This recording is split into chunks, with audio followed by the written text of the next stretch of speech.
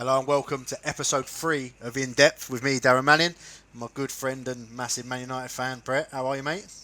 I'm good, mate. How are you? Not bad, not bad. We'll try and keep this one a bit quicker tonight so you can watch United. All Yeah, right? please do. Yeah. Tonight we've got on Dan Williams, the manager at Springfield, and Billy Cove, internet sensation, he likes to call himself, and manager of Bishop Stortford Swifts. So we're going to get into them about the Olympian League, going back, not going back, the dual reg stuff, and also about what their plans are in their management career and if they want to push on and so on. So should be interesting, especially with Billy. You never know what you're going to get. So if there is any swear words and that, we apologise in advance. You just never know with Billy. There will be. With him, there will be. Hence why we're doing a bit of a warning now. But no, let's get stuck in. Let's get the guys in and have a good go.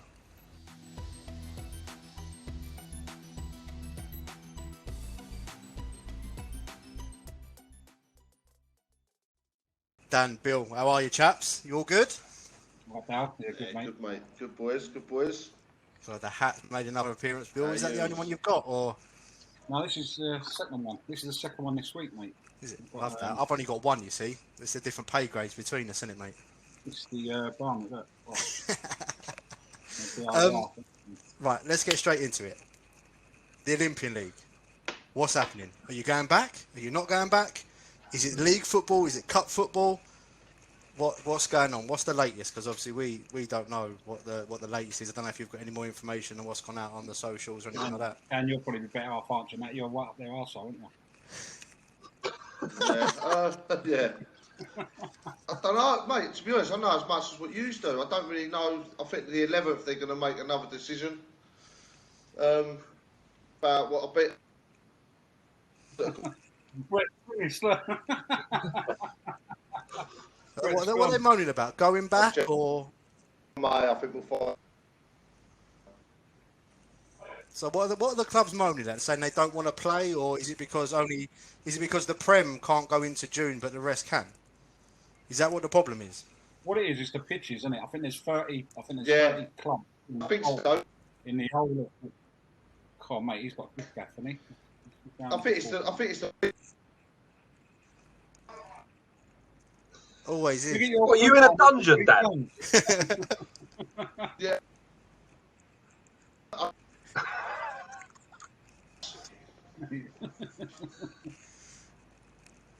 Dad, you got dial-up internet, mate. He's got Billy Jones broadband. Oh, he was boring anyway. So what happened is, what has he done? Where's he gone? Oh, He texted me this afternoon saying about it as well, saying it's bad. He's got bad broadband. But Brett's just going mad as well, isn't it? Brett's always does that, but when it comes out, it's fun. Oh, what? What's wrong with Always go a bit furry. you're all blurry. You're all that? Oh, blurry. really? Yeah. Yeah, should we wait for him to come back or should we just move on? I don't know, mate. Can you see me? Can you hear me? We can hear you. I can't see you though. To be fair, that's better. You there? I know what. You fucking tosser. Yeah, I'm here. Hold on, I've got a message come out. I don't know if you have, saying that his video's stopped, but it's still recording. Oh, yeah, I have, yeah. Yeah. Due to his internet being absolutely fucking Peasantville. Due to not paying his gift gaff bill. So, Dan, what was you saying, mate? Like, I'm just saying that I don't really know much. I don't. From the 11th of May, they're making a decision. I think another decision. So I don't really know. I just know as much as what everyone else does, really. Yeah. So They emailed the league saying that they're going to make another decision on the 11th of March. They're going to have their management committees getting together, but they've said that they're not even going to consider extending till June. What, for all of them or just the Prem? It's got to be. It says the league. It's got to be all of them, innit? It says the league is not even considering it's all of them. because 30 clubs in the league lose their ground between May and June. Is that due to like cricket and stuff like that? Yeah. What, do you think that's fair though on the clubs that could extend till June? I just think it is what it is, isn't it? If you know what you get in when you sign up, don't you? So when you do go back, how many players you dual signing, Bill? Well, Brett won. I ain't had the call yet. I'm waiting. I still ain't had the call. Right. Now you know what? It's funny you should say it because I've lost one today. Who I dual signed, and he's. Well, I didn't dual sign him for this window. I dual signed him in the last lockdown, and I've lost him today. We've got a 7-dayer in for him from a team 4 leagues below us, and he's going. And he plays 3 leagues above us now. And now he's going name 4 names? leagues below. Huh? You gonna name names? Well, Darren Phillips. I might as well. It's not a secret. Oh, really? Yeah, he's signing for Pitsy Rangers or something. Pitsy Athletic. Pitsy Athletic, yeah. Yeah, we used to train next to them at James Hornsby, Pitsy Athletic. Yeah, so he's signing for them. Which I didn't know what step they was. I was telling my secretary. He said I think they're Essex Frank. Yeah, they're quite low. Yeah, they're quite low. What's They play at Basildon Sporting Village, don't they? It must be all his mates and it's local to him, so it makes sense. I mean, Stortford's a slap for me.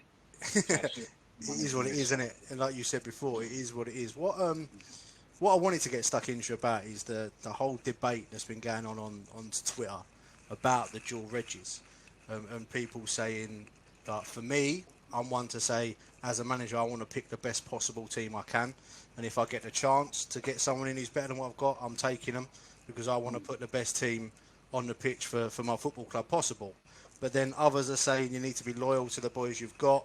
What are your 2 thoughts? First of all, Dan, what's your thoughts on the whole dual reg fiasco, so to think, going on the social at the moment? What's your view on it from Springfield's point of view? I've kept out of the latest one anyway. The dual signing, I'll come off Twitter, but the one before that, I get it. Teams do it. I get why people were doing it, but from my point of view, I worked hard all summer trying to got my 18 team. I personally couldn't fit them in.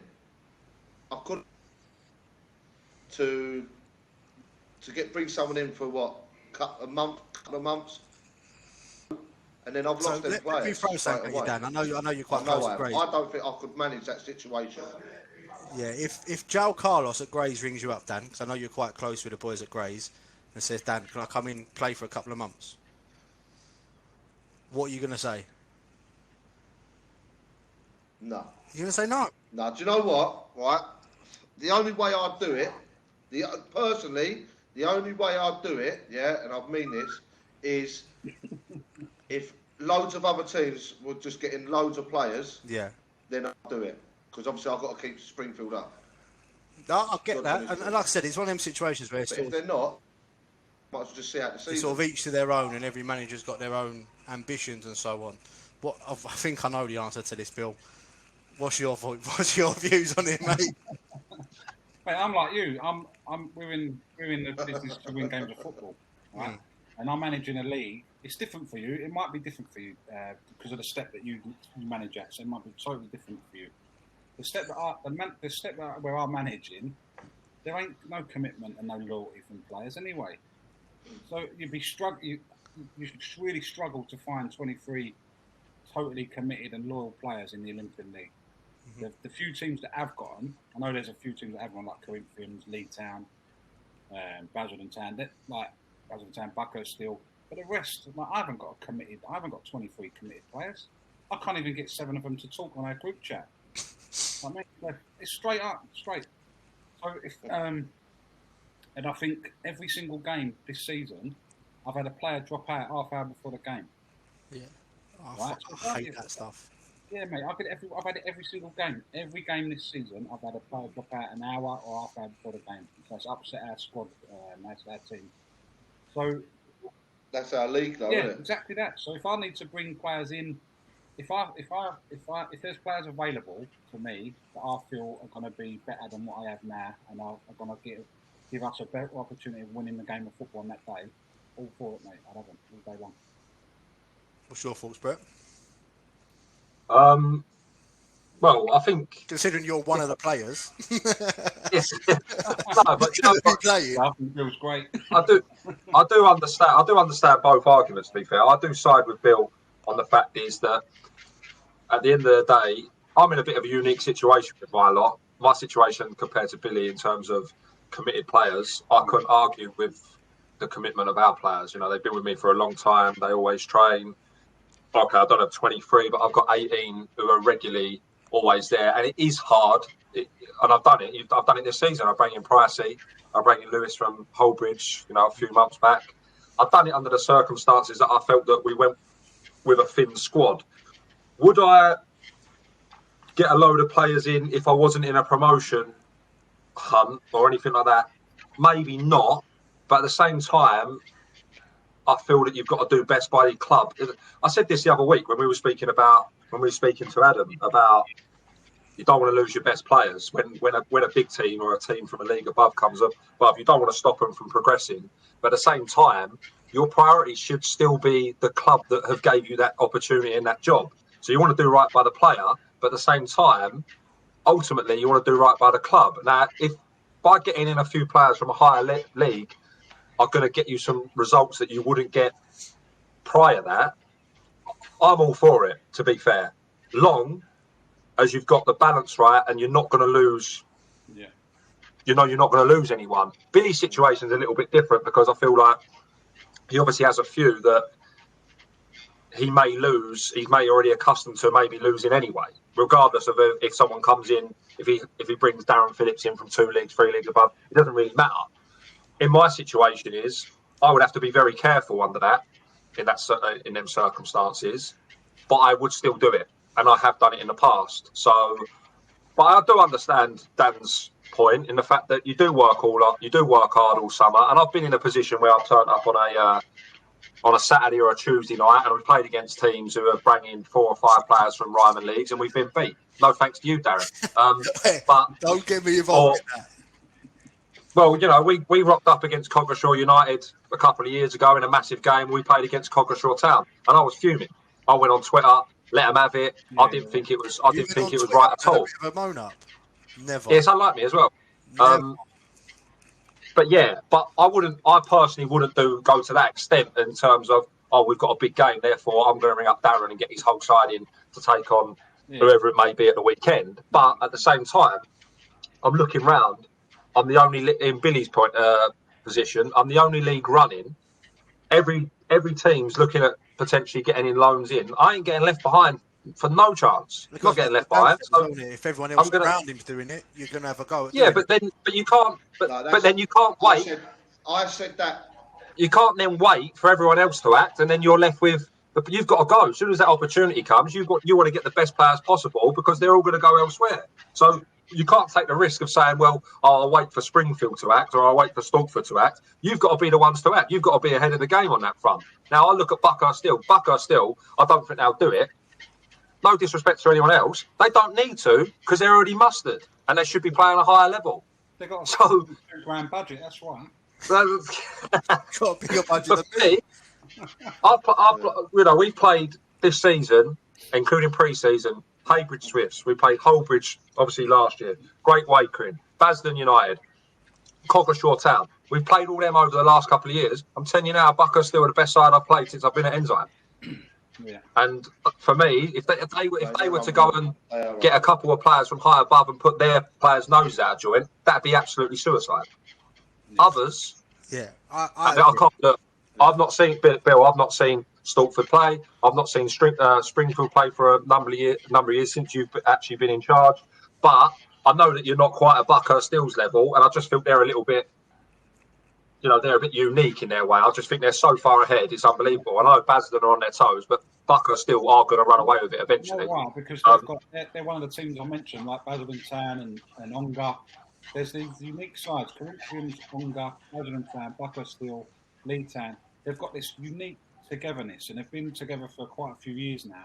They know the league, they know their manager, they know what the manager expects from them, and they know what their teammates expect from them as well. So and we're the same. We are the same. But like I said, I've just had in the past, I've had opportunities. Like I said, we've had Pricey come in this year, Lewis come in. The year before, we bring in Darren Phillips a couple of times. We bring in AO. At the times, it weren't a case of we just bring them in for the sake of it. I was quite fortunate. I might have had 1 or 2 injuries and I could get them in. but I was very careful how I explained. You know, I was really fortunate. Brett, you twice a week. Yeah, that's true. But also with like the situation with Pricey, it was so easy for me because I take myself out of the team. So it makes my situation a little bit unique when I could just go, I ain't got to upset anyone because I'll just drag myself. Yeah. That's the only thing said there about where we play twice a week and they don't.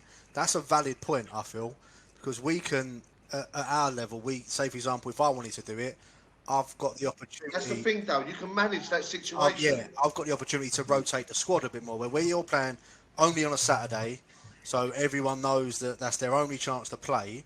It can be a bit hard. I get that, because don't get me wrong, I've done it for a little bit of Herongate, so I get that to a degree. But I'm also at the point of that my mindset is I want to win, and I'll win at all costs. So if that means I've got to go and get 4 players, and I get that you don't want to like muck around your core of players, but if they got a phone call from a team down the road that was going to pay them 20 quid, you telling me they're not going to go? Yeah. I found out this year. I thought I had boys that were loyal to me this year, and they ended up starting the season at another club. But there's not much loyalty, and there are them special teams like Ensign, like Buckhurst Steel, the ones you've mentioned where you do that. But for me, I'd now be this period now. If we were still playing and it wasn't the league, it was a cup competition, I'd be thinking of next year. I'd be thinking, who do I want to keep next year? 100%. And the ones I didn't want to keep, I'd bin them off, and I would get in boys that want to play. Fill their spaces. Yeah. Fill them with players from higher level that will then show the boys that I've got and want to keep the performance levels expected to play higher and what we expect of them. That's what I'd use it for. I'd use it as looking forward rather than. I've already put it to my chairman. Yeah. Put it to my chairman and said, I've already said, listen, if every team's going to be doing it, not a chance in hell I'm going to be left. Yeah, I could get 4 or 5 players straight away. My phone was ringing, same as Bill's was ringing constantly, so I can get them. But I will, as you said, if I can fill the gaps with the players that ain't going to be there next year. Do you know what I mean? It's a difficult situation now because you got to think every single player at step 4 would go and play lower to play football at the moment. It's a fact. Like all my boys were out playing senior league when they could, when we weren't playing. Like they just want to play football. And that's the thing of everyone. Like I want to do it. I'd want to go and help someone out in the Olympian League just so I can get my football fix. Yeah. Everyone's missed it, but it is, for me, it's all about the club and the club's ambitions and what they want to do and what they want to achieve. Like you said there, if you're in a promotion race, you're going to go and get every player you possibly can. We did it when we was in the senior league title race. I had Matt Baxter, Yemi, Tim. I went and signed them 3 with about 2 months to go. Yeah. Did I have to? Probably not. But if I'm not taking them, somebody else in my league probably would have. Yeah. Do you know what it is as well? I've got probably the average age of Swifts is probably, I think it's 21, 22. We've got 16-year-olds, a 17-year-old, an 18-year-old. And when Darren Phillips was in the changing room for that one, he played 1 game for us in the last lockdown. And when from the moment he arrived to he left, he was setting examples every 5 minutes. And that was amazing for the other players, for the youngsters to look around and see him. Because some of the, no disrespect to him, but some of the players in my squad ain't going to get a chance to play with him again. No. It's like when we had J. Emmanuel Thomas in pre-season. Yeah. The boys were just like, everything he did, they wanted to copy him. And that's how these players should be taking it. So I'll tell you something, right? This is my opinion. The managers that are moaning about other managers bringing dual signings in are the managers that can't attract a player. They've got no network. They've got no black book. They've got no numbers in their phone. And they're at the bottom of the league because they're playing all their mates. And they don't want to upset their mates. And the players that are moaning about it just ain't fucking good enough. So they're worried. So just do more. That's the thing, like, if I'm a player and you're bringing players in, I'm thinking, well, you ain't taking my spot. Exactly that. Same as. That's how I would. It'll test their mentalities. And like you said, sometimes playing with someone better than you. So, for example, when you had Darren Phillips, the centre back next to him, I bet he was incredible that day. Yeah, and he was 16 years old, and he's in the under-18s at Tilbury. And Darren's in the first. He's the first team centre back. So it's amazing. Exactly that. There's loads of pros and cons around it. But the main thing for me is I feel it's whatever's right for your club, Exactly that, and what yeah. you want to do going forward. Exactly. There's probably some managers there that are thinking, I ain't going to be here next year. I don't give a shit. I'm just going to get loads of people in and try and win a few games of football. Finish as high as you can. Yeah, finish as high as you can and go from there. Yeah. What I would just add to that, just slightly, is this is exactly why we've set up like a show like this, because from an outside point of view, when you look at people's tweets and stuff like that, now, Bill, you're quite a controversial character, and that's probably why we get on. We're sort of quite similar on that front. Now, there'll be people who have read your tweets and read Dan's tweets or whoever's tweets, like the negative sides and the positive sides, and made huge assumptions. And you can't explain it on Twitter. You can't. Doesn't matter how you word it. It's never going to come. People will always read it how they want to read it. Yeah. That's why. So for me, I was sided with you anyway on the whole front. But for me, when you come on and you start now and explaining the situations, I remember you tweeted about when Darren come in, but you don't go into detail about what it does for the 16-year-old. You don't go in detail what it does for the youngsters. You can't do that on that Twitter. So people get an assumption. And that's why we've decided to do this, because I feel that people can come on here and their opinion is it's exactly the same as what they tweeted in a complete different way. And for now, if anyone, whoever watches this, doesn't matter whether they agree with you or not, they are going to say, I understand. Yeah. That's the thing with management. Like, everything you do, there's always a reason behind it. Yeah. But I'd say 7 out of 10 times, nobody ever knows your reasoning behind what you've done. So, for example, say Dan tweet saying, I'm not going to bring any players in at Springfield. Like I said, some people might think is that, and then they'll just make their own assumptions as to why you're not going to do it. But now you've sort of explained yourself as to why you're not going to do it. Everyone will go, yeah, fair play. Crack on. And the same with you, Bill. Bill will be like, well, why is he bringing in players in? That's well out of order on the players you've got. But now you've explained why. Yeah. It gives the word why is so important in football. Why have you done this? Do you know what? It's not even a case like Bill. Like again, you're like me on the fact that you don't really care. You don't need to explain why. But it's still like I'll touch on it in a little while. But the situation with the enzyme and the voidment, and us moaning about it and stuff like that. The reason it got portrayed negatively on Twitter, I don't care. I don't care. If anything, I've said this before, I kind of like it. I kind of like people moaning and getting involved and having a little bit of, a bite on it and stuff. I kind of like it. But then since I've come on here a couple of weeks ago and then went into detail about a few things, all of a sudden people will text me going, do you know what, mate? Fair play. Do you know what? Fair play. And it's not that I needed it. Messages about you. Even I've had messages going, you know what? I probably feel bad. After watching that, I feel so bad for him. What happened? Yeah, no, and it's not a case that 100%. 100%. Mate, it's called karma. He deserves it somehow. I don't know how, but he does deserve it.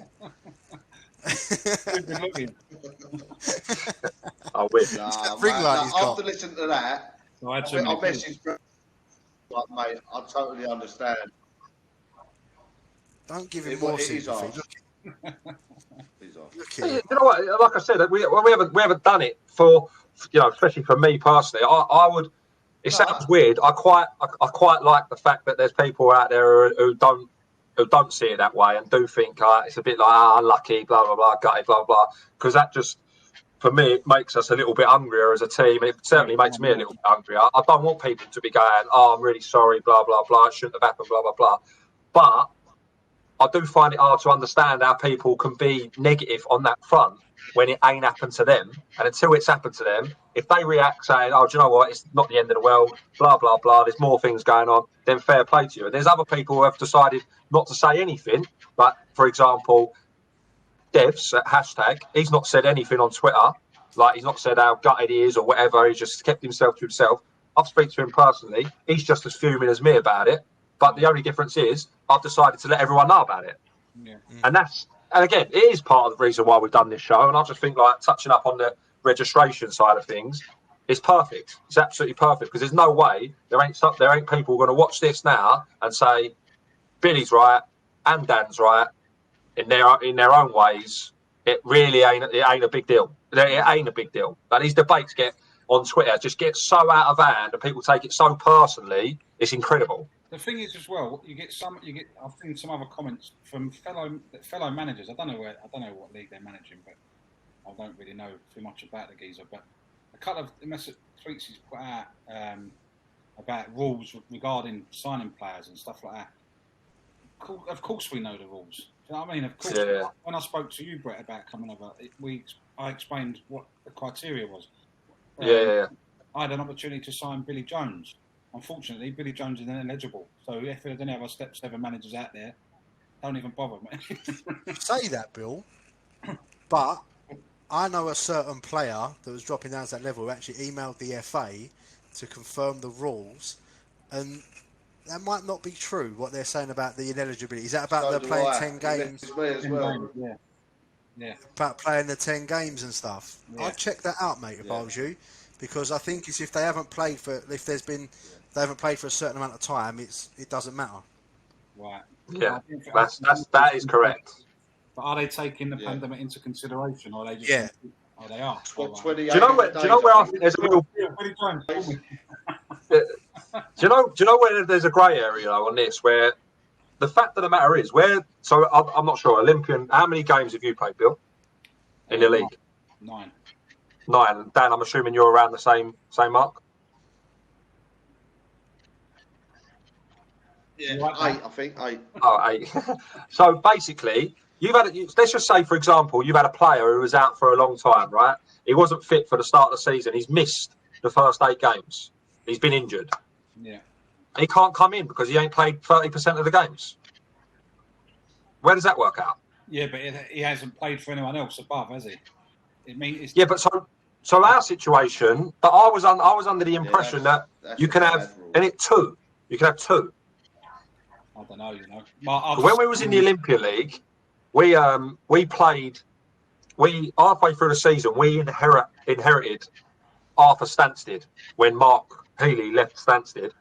I got Dave Limber, Tim Pittman, Chris Howard, James Ainsley, 4 or 5 of them come down. And what happened was, where they had played over 10 games in the ESL, I could only play, I think it was like 3 of them at a time. Right. But it didn't come in until like February. I got quite lucky because I think 2 of them got lucky. I think 2 of them got injured. So I only ever had 3 available anyway. Lovely, mate. That's charming. Yeah, well, happy. A couple of them got injured.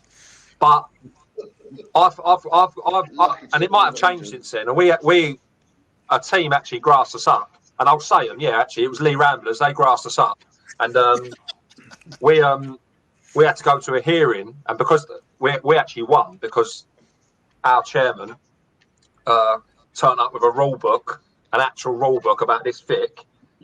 He let them slaughter us. The committee slaughtered us, saying, you've done this. And then we was in there for about an hour and a half, and poor old Alan just went, right, can I just say something?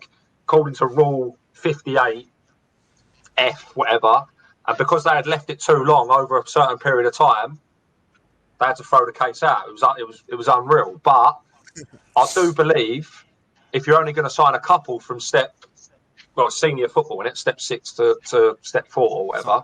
Yeah. I think it's you can if it's only going to be 2 or 3. Yeah, I think there's a little loophole, mate. So double check. Yeah, it I out. think there is. I'll have a word with my secretary tomorrow. Yeah, but then again, you know, it could all be. I did also hear today that if you're not signed on, well, step 4 and step 3 can't drop down. Right. Yeah, that's what the senior league have said. They've said that you can't. Senior league, for their little competition they're running, they can't sign players from step 3 or 4 because there's no one working at the FA. Yeah, so you won't be able to sign new players on, basically. It's absolutely brilliant for a reason why you can't do it. You can't do it. Not any official rule, just no one's working. So chin up. It's incredible. Mate, the next incredible. Points deducted for failing to do something right, it's going to go off. I'm telling you.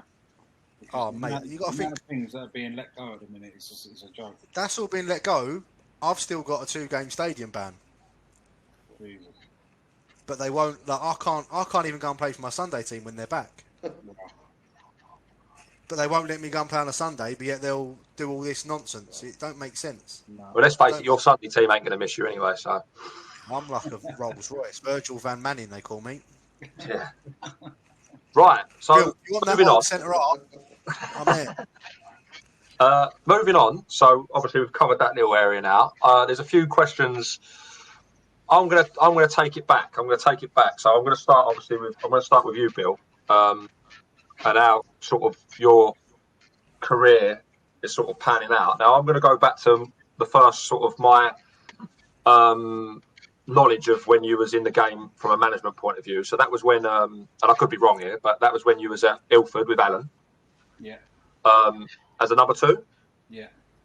Yeah, as a number 2. So what I want to touch upon now, before Bishop Stortford Swifts, you obviously had Ilford and you had Epping.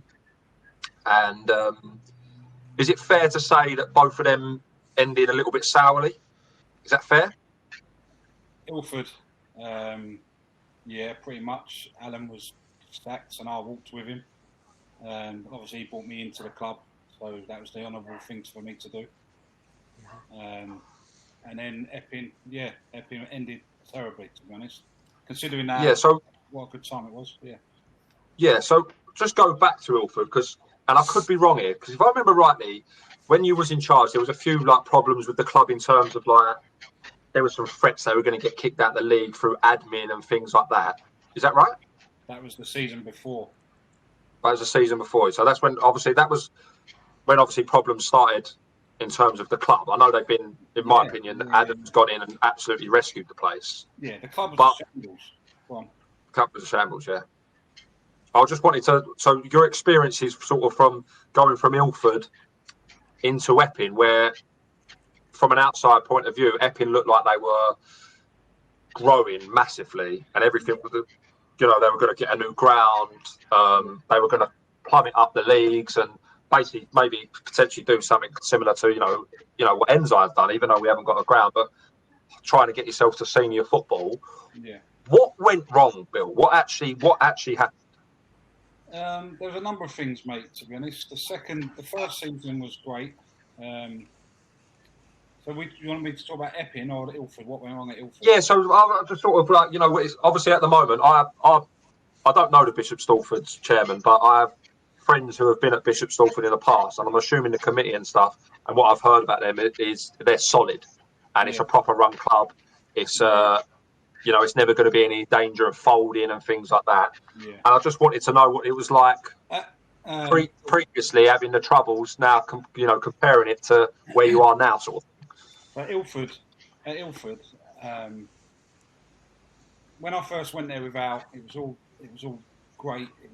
It just obviously saved the club from going into administration or whatever, or being chucked out of the league for non-payment of fines. I think it was. Yeah, I remember. Yeah. And so I went in there, and it was a really nice club. I'd been at football for probably 8 or 9 years. So when I went into that club, I'd obviously played there before years ago. When I went into that club, I thought, this is a lovely club. From an outsider looking in, they had a nice kit. They had, there's nice big changing rooms. It was quite a nice pitch, although it was a bit wobbly in places. But the chairman we had that year, a guy called Michael Foley, they was awarded a National Lottery Heritage Fund of about 52 grand, Ilford, right? And everything was buzzing. We was like, that's going to come in handy. Like, what are you going to do with that? And he just focused on the history of the club rather than the future. Yeah. So what he wanted to do, instead of using that money to invest in the future of the club, he used that money to show everyone the history of the club. And it was like, mate, we've only got 3 people that are interested in this club. Why are you bothered doing that? It's going to be a waste of money. And a few months after, one of the committee stole a load of it and bought a racehorse. It was mental. It was mate, straight up. It was crazy. Me and Al were trying. Was it a good racehorse though? Mate, how's it getting on? I don't know. To be fair, I think it might be dead now. Yeah. We're trying to bring money into the. It was a similar sort of time as what I've done at Epping. Tried to promote the club as well as I can because the Twitter. I use, you all know what I'm on Twitter. I use it to promote things and whatever. We got, it was such a good buzz at Ilford. We got loads of sponsorship. We got a kit sponsor. Got a stand sponsor. We had quite a good squad. If you name them squad man for man, we had quite a good squad. I remember my first game in charge at Holbridge was against you, wasn't it? Yeah, we had to play the first game. That was first game. We turned up for 7:45 kickoff. I think we ended up kicking off at half 8 because we had to paint the lines. It was ridiculous. Wasn't even surprised either. I remember we went 1-0 up. We went 1-0 up, and I thought, I've cracked it. This is well easy, this management lark. We lost 3-1. You had that geezer who scored about 8 headers. He just kept the header in everything. Didn't even kick the ball once, just headed everything. So we had an all right-ish season. So towards the end of the season, we became more of a. We was looking for the future. We had got a few young players in, and then we lost our first in goalkeeper. We got another goalkeeper in. He got sent off, so we was banned. It was too late for us to then bring in another keeper. So I played 3 games in goal. I was like, one of them was against you, Dow, at your game. Yeah, you played against us, yeah. It was just an absolute shambles of a time, and I was like, what have I signed up for? And then, at the end of the season, we thought, right, we'll build for next season. We was getting in touch with a load of different players. A few players that had played for the club before had agreed to come back, and it was looking quite positive. We'd secured a training area, and then one day, obviously, I check my emails daily for work, so we get an email from the chairman, but it's addressed to Fenny and the rest of the board, and I'm obviously CC'd in. So the chairman's just put like, I'm thinking of bringing in a new management team, secretary, and the rest and all of these players. What do you think? And I'm like, what do I fucking think? I think you're taking a piss. He basically said, I'm getting rid of you. Yeah. So then I'm on the phone to Fenny, like, what's going on? So then Fenny's read it. So then he's gone, no, you're fucking like you're taking a piss. Stick the club up your arse and all that. And then they're messaging me privately, going, "Oh, Bill, we didn't mean you. Like, you can start." And I'm like, "Mate, don't even bother talking to me like this." I went. Fenny's brought me into the club. I'll leave with Fenny. That's it. Done. So we walked away. They brought in the Mabby Reserves management team and team. They've done all right. To be fair, they kicked on. He always had quite a good side at Wolf Mabby, didn't he? He always had a decent side. So it turned out to be a good decision. So then Fenny went his way. I went my way. I think Fenny ended up. He went Braintree, and then he was at Fisher. And our Ace of Pumpkin got in touch with me and asked if I wanted to go to Epping. So when I spoke to Epping, when I spoke to Ace and I spoke to Chris, the objectives and the dream for Epping was everything that we wanted at Ilford, but without a proper brand. You know, the chairman wanted to build a brand, and I was a bit naive, I suppose. I was like, yeah, let's do it. We can do this, and we can get all the fans back and floodlights and whatever. And every single week, without fail, we'd be conferring with the council about one subject or another. Can we have more keep your dog off the pitch signs? Can we because I was forever getting over there 10 o'clock in the morning for a 2 o'clock kickoff, picking up dog shit off the pitch, and it got a bit stupid. Then we were asking we had a little stand over there, we had a little corrugated stand. The council said that they was going to take it down and put us an improved one up. But they just took it down and that's it. They left it. They didn't put an improved one up. They stopped communicating with us. They just kept batting everything back at us, saying, no, you can't have this and you can't have that. And I think after the first season was a roller coaster. It was blinding. Yeah, everything went to plan. We smashed the league. Obviously, we didn't win the league because we got deducted 3 points. We lost it by a point. But we went up, double promoted. The second season is when it started all going wrong, because I hold my hands up, and I've said it on a few other podcasts. I signed players that I thought I needed for that division, where in hindsight, the team that I had in Division 4 probably could have held their own in Division 2. But I then sort of went a bit gung ho. I went out and signed Remy Nelson, Tommy Turner, Joey May, Pat Duggan, players like that calibre. And I sort of alienated the players that had been with me from the start, and I lost them. And they're the ones that they're the ones that I needed when the Joey Mays and the Patty Duggans and Remy Nelsons weren't available. So then when that group, because they came as a group really, Remy, Joey, Pat, Tommy and Pat, they're really close mates. They come as a group. When one's on holiday, 9 times out of 10 they're going on holiday together. Boys' holiday. So you lose all four of them. So that happened a few times, and then we started getting. We went first 8 games. We won 8 out of 8, and then the holiday season started kicking in, and players sort of stopped being committed. Mine and Chris's, as chairman's relationship started to go a bit wonky. He was away a lot in Marbella. His business took him away a lot, so he wasn't actually at the games a lot, and I was getting a bit frustrated because the committee at the club now, they're great, they're lovely, but I didn't really see any of them when I was at the club. I don't know where they was at 10 o'clock in the morning when I was picking up dog shit and preparing the pitch and stuff like that. I don't know where they was then, but they've all come out of the woodwork now. So me and Chris sort of had a conversation one Sunday evening. It was my dad's birthday, so I've been down a pub with my dad. I'd had a few beers. Chris had probably had a few beers, and we was just having a conversation. It got a bit silly. It's like he sort of said to me, "You should be managing a lot higher than this shit." And I was like, "How's he said that? Like, do you want me to leave or something? Like, why are you saying that?" And he's like, "No, I just think that it's with the council and all that, and you're too good for this standard and blah blah blah." And I went, "All right, well, I'll leave then." I'd had a few, I should have picked up the phone and just said, "Look, what's happening? What's going on?"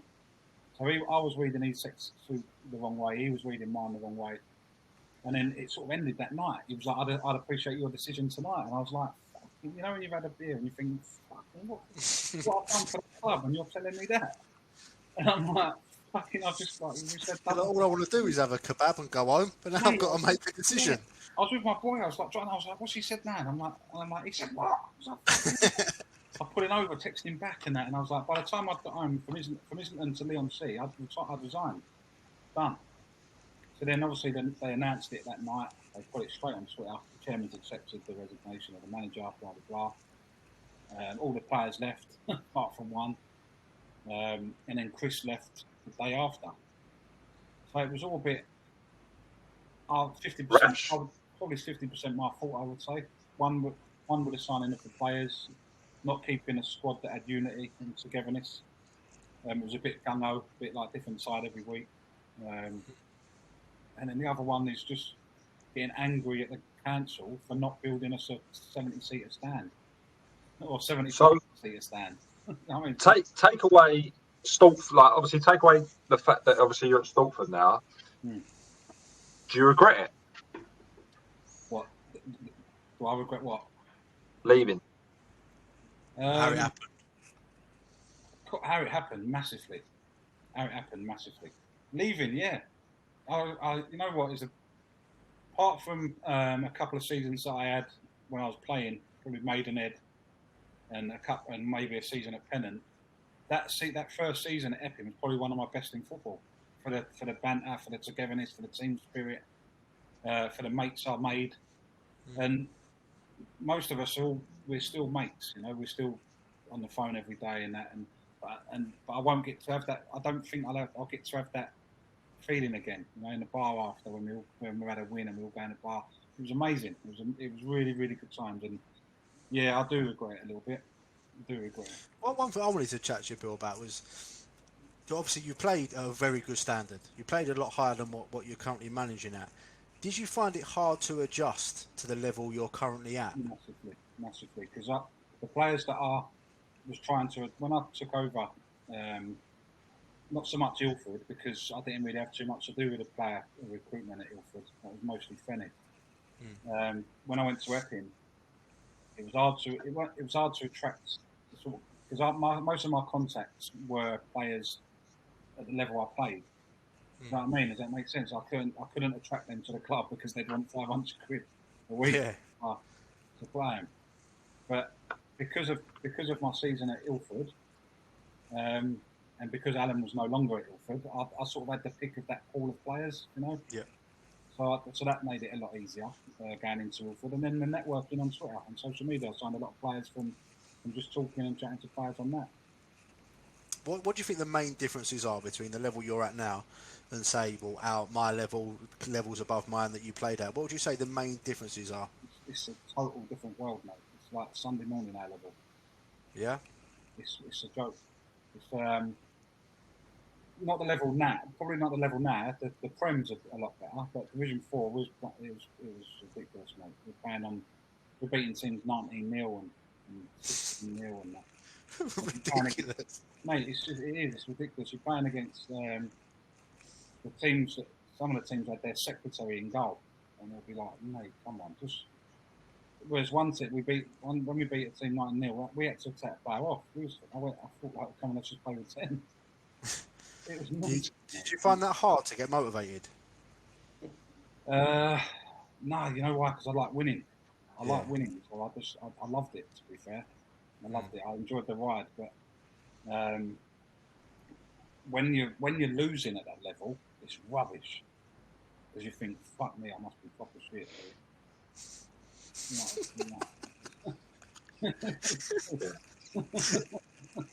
I agree with that. We lost the game away to a team that if I played at my weight now, I probably would have scored a couple.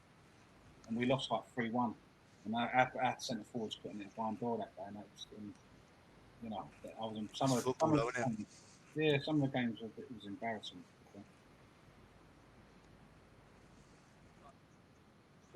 Right, last thing from me to you, Bill, is you've touched up on it a little bit. Now, again, from an outside perspective, I would say that you're someone who has probably turned down a few offers at higher clubs, probably for the same reasons that I have in the past. But what is your ultimate ambition, mate? Well, what is next for you? Obviously, I know you're happy at Bishop Stortford.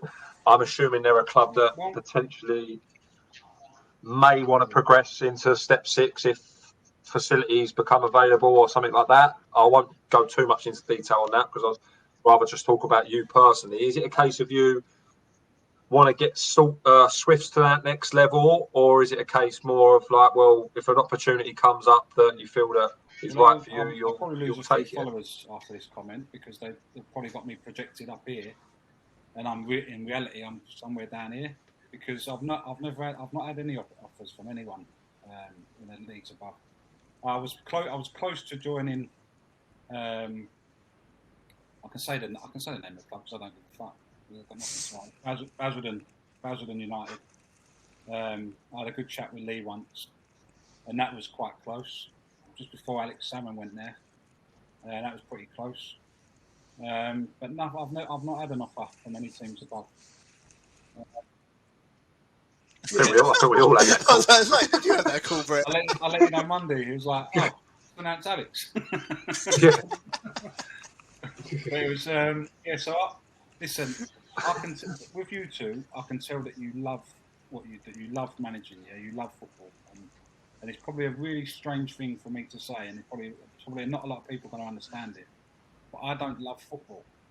I don't love it. I'm not in love with football. I can't watch it. I watch a game if Arsenal's on, but I won't watch football like you probably watch all types of football. If there's any football on, you probably watch it, and you probably know what happened in the World Cup years ago. And I'd not. So if I could probably walk away from football tomorrow, and not miss it, and not, I'll miss the banter in the change rooms and things like that, but I wouldn't. I could easily do that. I could easily make that change, if you know what I mean. And that probably shocks some people because that shocks me, mate. Yeah, and that shocks me. Did you love football when you was playing? No. Or did you do it just because you was good at it? Because I know so many players that hate football, but they're good at it. I had obviously my dad, everyone's dad tells them the same thing, that if you love, I had two people say it. So Alan Devonshire was one, my dad was the other one. I said, if you love football, you would be a professional footballer, but you don't. So you just do enough because you know you're good enough. You go and do enough, you go home, that's it, till the next game. And that's it. I don't know what it is. I really don't want to. I don't know if it's because my family that I've got now don't really like football. My son don't play football; he's a rugby man and an IT man. You know, there's not football on. There's not football on all the time in my house. You're not around it 24/7 sort of thing. Exactly. Yeah. Exactly. So. Whereas I'm sitting here in a PSG jacket. I've just looked in the background. I've got a Sporting Lisbon You know the medal. You know the medal. You know what? I've got one medal left from my career. And every single medal I gave away. So like I volunteer at the club. Brett's got his Clubman of the Year for the under-12 whites in the background. I've got no. One thing I haven't got there isn't any management ones. They're literally just like top scorer under 8 playing for like Billericay Colts. No, nothing at all. Oh no! That's a lie. That's a lie. I've won 3 Brentwood Sunday leagues, 1 undefeated season, and about 3 Brentwood Sunday Cups and the Essex Sunday Cup as well. So, and I did win the final none last year. I don't know if I told anyone, but it got voided. With regards to Stortford, we're going back to with regards to Stortford. Obviously, I love it, Stortford. I love being there. It's a lovely club, like you said before. Martin and Stephen are really top people. I think it's an unbelievable pitch. They've backed me with anything. You know, they've backed me ever since I've been at the club, and I'll be there as long as they want me to be there. I'm not one of these people that would, you know, someone in the Essex Senior League comes in for me and I'll go see you later. Yeah, I won't. It'll be I'd tell Martin first. If a job came up that was appealing to me, then yeah, I'd apply for it. But I haven't got this mad ambition to go and be a football league. But it goes back to what you just said, doesn't it? That you've not got that driving hunger to push up and do it all the time. Where for me, if I'm honest, it's all I want to do. Yeah. I can tell. Do you know what I mean? And I love it, and I just want to push. I'm so ambitious in what I'm trying to do. And where with yourself, you're happy with what you're doing, you're content. Yeah. And everyone, and this goes back to everything we've said, everyone's got their own reasons of why they're doing stuff. Yeah. And as long as you're true to yourself and do what's best for you, mate, that's all you can do. Yeah. And you know what as well? I think it helps me not actually give a fuck, and that's why I say what I want. Because I don't care if they want to. If I think our league has handled this situation shit, I don't at the moment because they haven't said it one way or another. So they've had to do what they've got to do. But I'll openly say that I think you've handled it shit, and I think and if they want to ban me from being in their league, then ta-ta. Do you know what I mean? I'm not gonna be like, oh, don't. Yeah, not tread on eggshells for the sake of it. Yes, and I've probably got a few years on all 3 of you. And another factor is I got made redundant in October. So at the moment I'm sort of in between jobs and I'm applying for jobs. So my next job role is going to have a massive. It might mean you can't do it at all. Yeah, I might not even be able to. I might, because the way the world's going, it's like more companies are leaning towards 7 days a week. So if I have to work on a Saturday, then I'm going to have an awkward conversation. And, you know. But what I will do, what I have done is I've built a management team that if I do leave, I would want them to stay and they'd have my blessing to stay. And I think that there would be no, if Martin and Steve obviously wanted them, you know what I mean? I'm not going to say like they have things, but they'd be in fantastic shape and fantastic hands if I could leave. Right. That's interesting, mate. Lots of stuff out there. Cool. I suppose the same question to you then, Dan. Really, is what's your ambitions going forward? Obviously, I know that again you're fairly young manager and only had 1 or 2 jobs of note. Like, I know you was at Hutton, and then obviously you're now at Springfield. Obviously I know that you're really content there, but what's the ambition for Springfield first? There was a period where they were top dogs in the Olympian League. They were top dogs when I was playing for a couple of years under Batchford, and I thought that they were going to try and go up.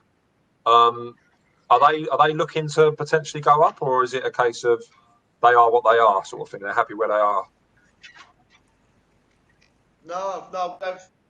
When I took the job, I was at Rayleigh. Obviously, left Rayleigh, went to Springfield. Meatsy rang me up, messaged me, and then he gave me an opportunity when I was And then he said, he just said, look, we want to push up. And that's exactly what I push up with a club. And yeah, he's like that. Like anything that I've won, we are looking at a ground share to push up next year. So yeah, they do want to. Where they years ago, league to where, do you know what I mean? And they didn't go up. I think it was disappointing for Batch. It was disappointing for the players that was there. You know, when you do in that league and you finish top and you don't go up and you stay in that league, it must be so disappointing. Like, yeah, Brett, what's it like, mate? You know what I mean? Yeah, it's really disappointing, and you know, it's not like you was critical of me or anything, Dan. So yeah, it was really disappointing. No, but to be fair, what I would say is on that front, though, Dan, is I think with Batch, he took them as far as they could go, didn't he? So with your situation is, if they're saying that I think you might have to come in the top 4. Do you have to apply? I'm not sure if that is the criteria, but when we were applying to go up, they said that we'd have to come in the top 4.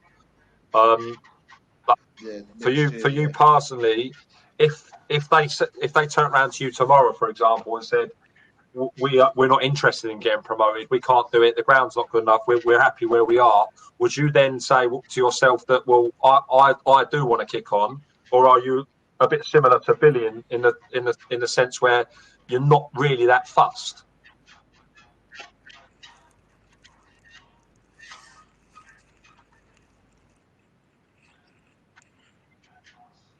No, I am fussed. I do want to move on, and I want to move up with a club.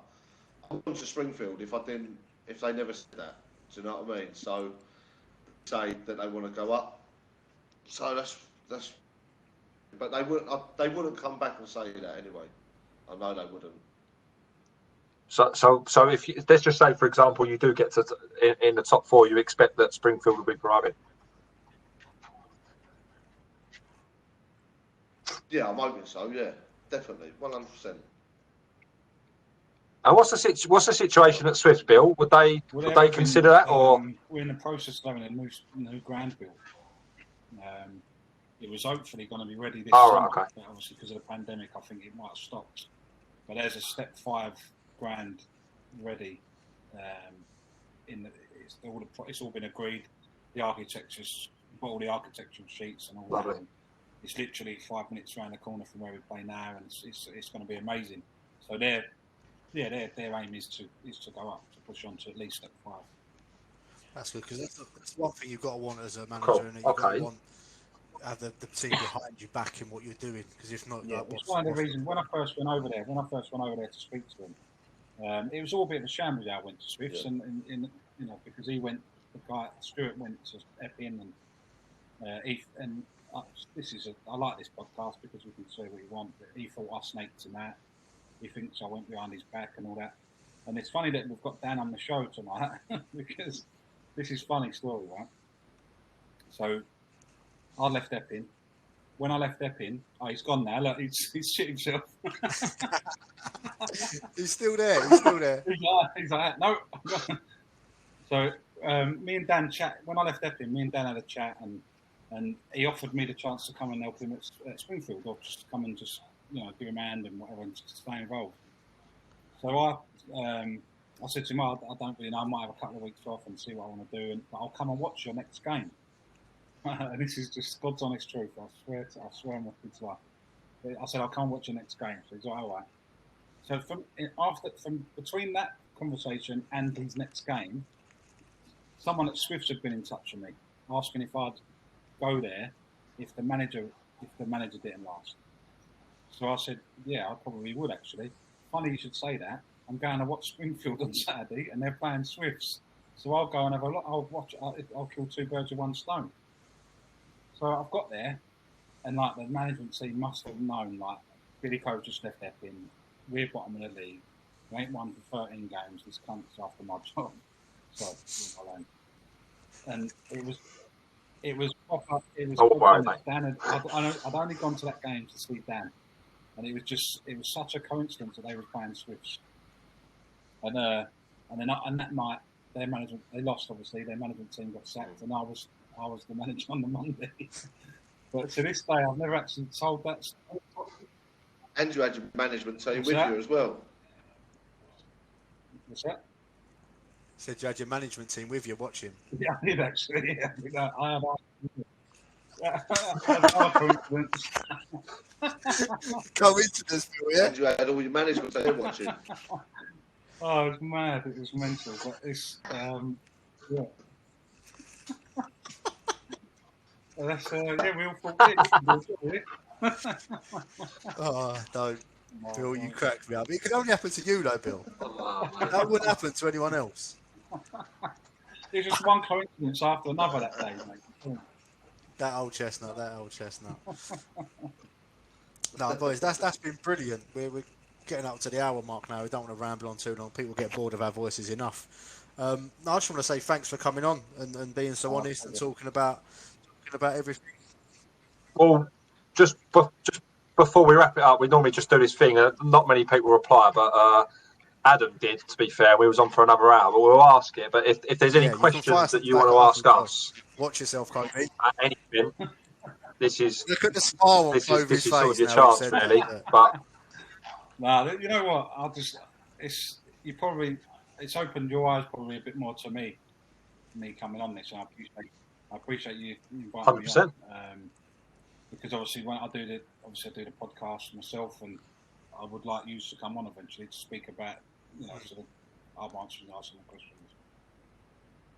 The only thing I would say that is to you, Dale, as well, is what obviously you came into that Essex Senior League at Oldbridge, like you say, that night it weren't great, it wasn't amazing. For me to look at your side then, and to what you achieved the following season, and to where you are now. How have you done that? Luck. Here he is. Money. Yeah, I'm paying like $4,000 a week in the Senior League, mate. That's how I did it. Well, that's what I was doing at Epping Division 4, didn't you? Do you know what? And I say it all the time. We just created an environment because we didn't pay. I know it's hard to believe, but we didn't pay a penny in the Senior League. And we sat there. Me and James were like, "Well, how are we going to attract a good standard of player if most of our rivals are paying and we're not?" So we got in a very good coaching staff. We recruited extremely well. Like we took players from levels below. So, for example, we took a couple from Manford Way. We took a couple from like the other teams around that level, and we just created an environment where people can enjoy their football. And we got very, very lucky with the bond that they created in such a short space of time. So it got to, I think we drew our first game with Barkingside when we should have lost, if I'm honest. And then after that, we went about 10, I think it was about 10 wins in a row. And there was one week where we played Takeley twice in a week. We played on the Saturday and then the Tuesday.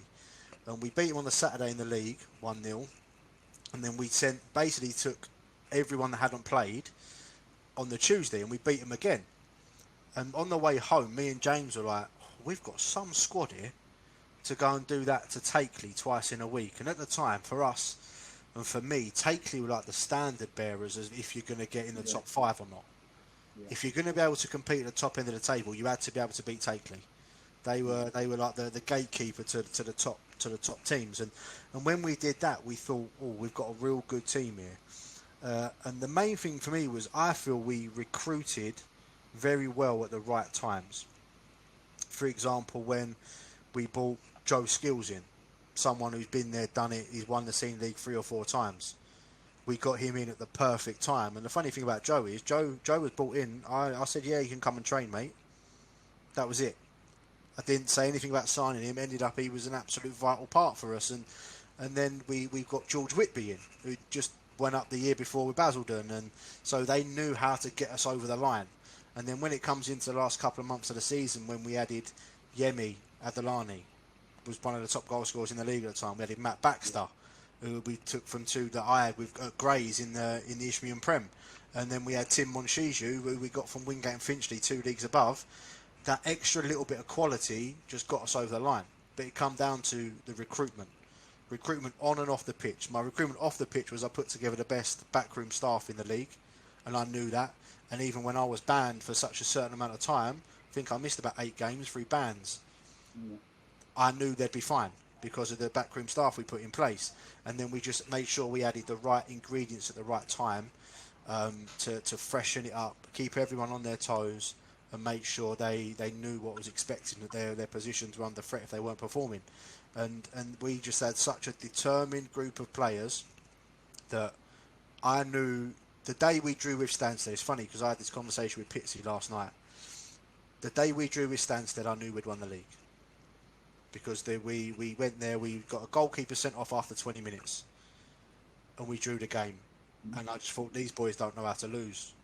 And then after that, I think we lost 1 game in the running, which was about 6 or 7 games. We lost 1, but won the rest. They just weren't going to be denied. So it was a big turnaround because that team that come to play you at your place that first game, we was horrendous. Yeah. Absolutely horrendous. But it's all around recruitment. If you don't care how good you are as a manager, if you haven't got the right people wrapped around you in your dugout or on the pitch, you're fighting a losing battle. And this is why I really wanted to get into you two about the whole dual reg stuff. Because me as a manager, I want the best players possible representing my team on the pitch. I don't care if you're playing for me for 1 game, for 3 games, it doesn't matter. Like we had the chance, we was very close to getting a couple of players in towards the end of the Senior League season that have only been able to play midweek games. But we was going to do it because we wanted them in to give us the best chance of winning the league. Yeah. But no, so that weren't anything amazing, Bill. It just we put together a real good group of players and staff, and the club and the ball and the committee, everything just went right. If that makes sense, it was all right place, right time. I know that there was a question on Twitter earlier, wasn't there, from that league guy saying, if you had to sign a player from 2 leagues above, but the manager said he had to play every week, would you sign him? Yeah, do you know what? For me, on that one, I actually had that. I had that last year. So, in a roundabout way, with George Marsh, the goalkeeper, Concord basically said, well, if he comes back to you, he's got to play. And I said, don't really work like that, mate. Yeah. I said, no, I love George to bits. He's an unbelievable goalkeeper. But if he's thrown 3 in his own net on the Saturday, I'm not playing him the Tuesday. Yeah.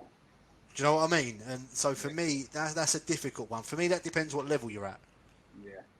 For me, I wouldn't do it. But if I was at your level, for example, I probably would. Yeah. Because you can't pass up on that bit of quality. Yeah. All right, and to you, Brett, what's your favourite medal in that cabinet behind you? I was hoping you'd ask this.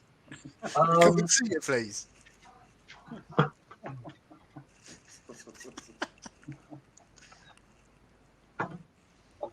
This ain't a medal, but this is a puzzle that I got for Christmas a couple of years ago. This is the Calderon, the Atletico Madrid thing. It took me about a year to make. Wow. That's one of my favourite things about the room.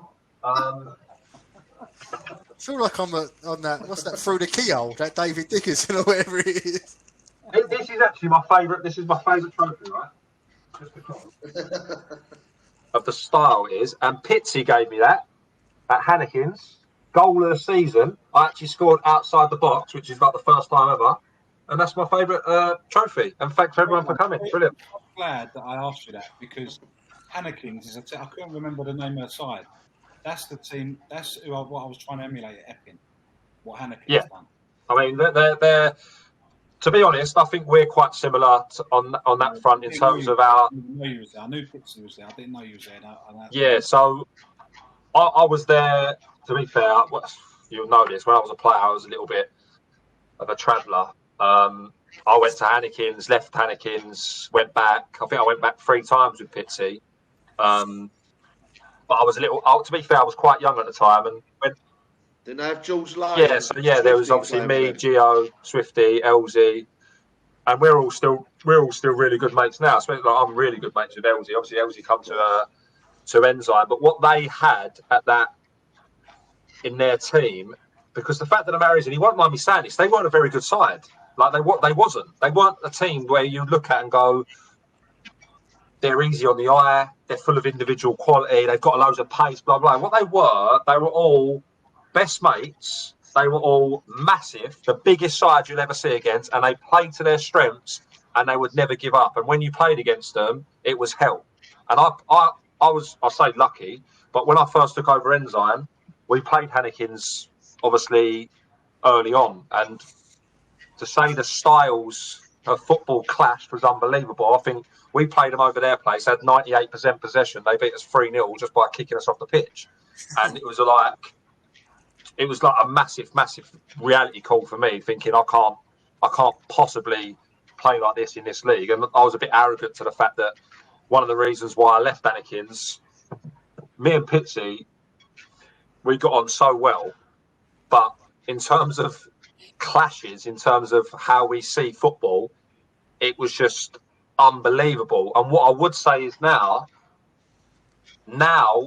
I'm more that way than I am what I was when I first took over management. I now completely fully get it. I would pick runners over players all day long. I'd pick attitude over ability all day long. But when I first started, I was all about this modern brand of football, thinking I could pass out from the back, possession.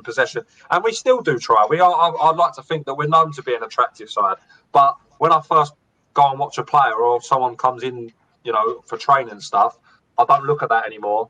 That comes second or third. And that is down to Pitsy. Someone asked me the other day, and I've played for a few managers, and they said, who's the best manager you've ever played for? I said, well, at the time, I've never thought I'd ever say this, but Pitsy's the one who's had the most influence on the way I do things now. His character, the way he is with his players in terms of on and off the pitch, he's got this incredible balance of being your best mate, but can also give you an absolute bollocking at half time and drop you in whenever he feels like it. And wherever he goes, he will be successful because of there'll always be an hard game. You know exactly what you're going to get, and it's mad because if someone speaks about Pitsy, you'd be like, he's absolutely mental. The geezer's absolutely mental, but it works. It just works. I've got loads of time for Pitsy because me and Pitsy used to have so much banter during that senior league season where it was us against them really.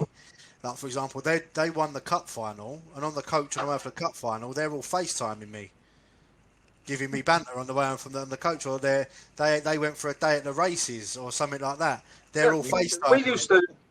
We used to turn up at training on a Wednesday night. Real good bloke. Got so much time for Pitsy. We used to turn up at training on a Wednesday night with Pitsy over the road. That's literally where I live. And he didn't have a coach. There was times where even when he weren't there, they would say, like, "Oh look, we'll let Brett do it," or whatever. He'd say, "No," and he would send in a fitness instructor. He's a South African guy, and we wouldn't see a football. And he'd make us run up hills and doing assault courses, and then in the warm-ups, he might turn up again, and we'd be doing exactly the same thing. We'd be absolutely knackered before the game, but we were fit, and he was just like, he was adamant. He believed in it so much, it just worked. Like we'd turn up. This is. I don't know what he's like at Stansted, but he wouldn't even be that bothered if we didn't have a warm-up. He wouldn't care if we didn't have a warm-up. It's brilliant what he's achieved there at Stansted. The way he's done a brilliant job. He's done a brilliant job. I'm quite close with a few of the players there. Like Billy Coyne is a very good friend of mine, and they say the same things about him. That he's just one of the nicest blokes they've met, and all they do is drink San Miguel. He will be in that bar. To be fair, I'm similar on this level. I'm similar to this. What I always said, I said this to Darren a couple of weeks ago with Pitsy, and I've sort of learnt it off Pitsy. I'm not ashamed to say it. In football, they say don't get too high off the highs and don't get too low off the lows. Where we don't do that. Like if we win, we're letting everyone know about it, and if we lose, we're going to cry and it's going to ruin our weekend. And Pitsy's exactly the same. He will go in that bar after a win, and he will stay there until it shuts, and you'll have to drag him out. And to be fair, he's the same if they lose. If they lose, he'll go in the bar and he'll drown his sorrows all night, and he'll just be prattling around trying to cheer people up. But he's crazy. I can't wait to get him on. To be honest, it's going to be hilarious. Yeah, he's a good bloke, Pitsy. Yeah, he's good. Any questions from you, Dan, for us? listen, right, you've had two league seasons, yeah. If you don't go up next year, get promoted, what comes in for you? Would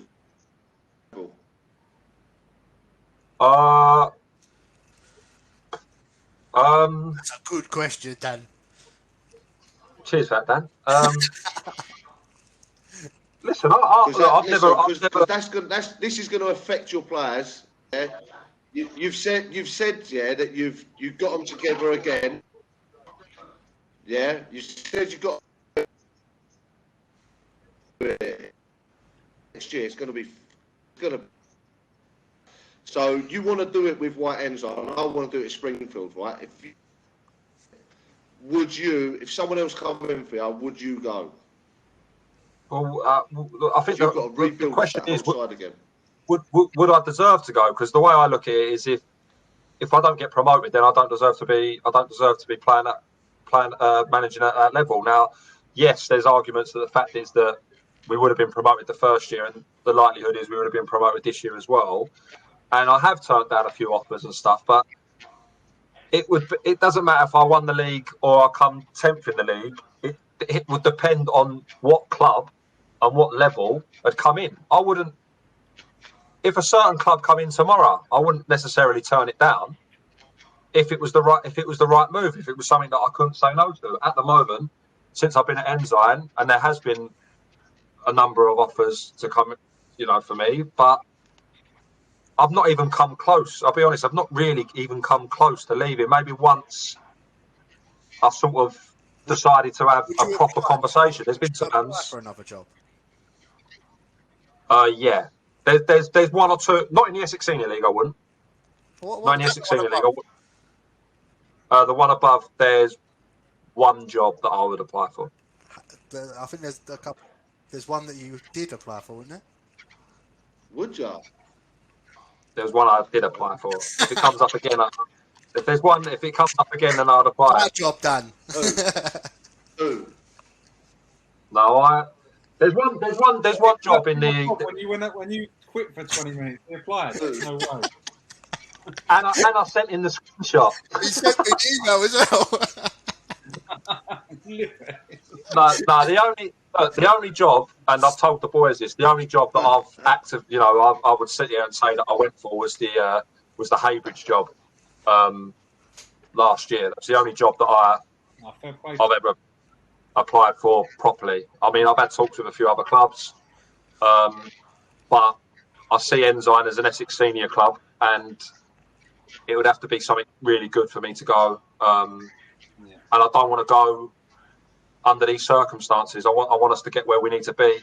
When I first took over, I said that I want to get Ensign in the Essex Senior League, and through pandemic or not, we're not there. So I'm open to things, but it would have to be something. It would have to be something that I couldn't turn down. So makes sense, mate. You're an ambitious bloke, so you want to go as high as you can, don't you? Well, I know Ensign's not. I'm not going to be at Ensign forever, but I'm 29. I don't need to rush. My players are all my best mates, and I mean that, like literally my best mates. Like there ain't no. I go out on a Saturday with all them. I go out on a Friday midweek. If I go out for dinner, the chances are they're going to play for Ensign. We've become really good mates. I absolutely love them to bits. They've been very, very, very loyal to me, and I think they'll continue to do so. Even though a few of them could and maybe should play a little bit higher. But as long as Ensign is saying that they want to keep progressing and they can keep giving me what I want, I just don't see the need to be looking. Luke Woodward told me. Sorry, Dan, what?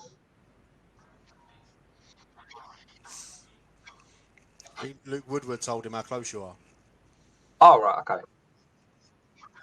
Sorry, mate. Yeah, no. Luke Woodward told me. He said it's like it's a different like bond that you've got over there, like all the club nights that you do, presentations. It's incredible. It's complete luck. He said it is different. It's complete luck. We've just brilliant. He loves it over there. Got characters. We've just got lucky, really. Like I've got to be honest. I've been very, very ruthless. The moment that I felt that someone crossed the line with something, or I felt that their attitude wasn't right, we've cut them quite quickly. And the togetherness, like it, in my opinion, togetherness is even more than what it was at Hannekin's. Mainly because everyone's at that similar age group, everyone's got that similar interest, and everyone's got the same ambition as well. The boys, they're all like me. They want to get Enzyme to that next level. There's been offers for boys, and it's just like, well, I can go and earn 50 quid extra, 50 quid a week playing Essex Senior League, but why would I? If you've already got, if you don't need the income, and you're playing for a club that can give you what you want and more in terms of a social side of things. I wish when I was a player, I had what they've got. On top of your 100 I wish, mate. I'm many things, but I'm not that. I wish I was. You asked me, Dan. Yeah, I want to go as high as I possibly can, mate. It might sound ridiculous, but I want to do this full time if I possibly can. So yeah, I would. I have had offers. I agreed to meet someone from the league above, and then 2 hours later they announced a new manager. So that didn't happen, although I don't know if I was actually interested in that. I've had brief chats with a couple of National League South clubs, but nothing to write home about. But no, I would if it was the right job. At the end of the day, it's one of them things. I love Holbridge.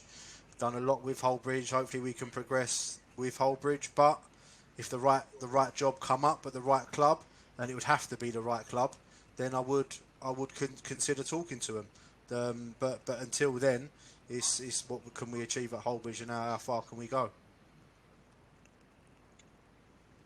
Man United nearly scored then, or what? No, Palace nearly scored. I need to put my fist through the screen. On that note, we're going to lose Brett now because United are on. Chaps, thank you very, very much. Really, top lad. Really, really appreciate it. Really appreciate it. Really, and I'm going to good luck. Good luck with the rest of the season if it continues. No, cheers, Up boys. the Swifts. No, really appreciate it, chaps. Really appreciate it. Well done. Thank you, boys. Cheers. Just want to say a huge thank you to our sponsors, Regal Exchange. These guys are the #1 choice for buying and selling any of your luxury items. They're constantly looking out for the best assets out there. So if you're wanting to sell or buy, get in contact with these guys now with all their social media links here.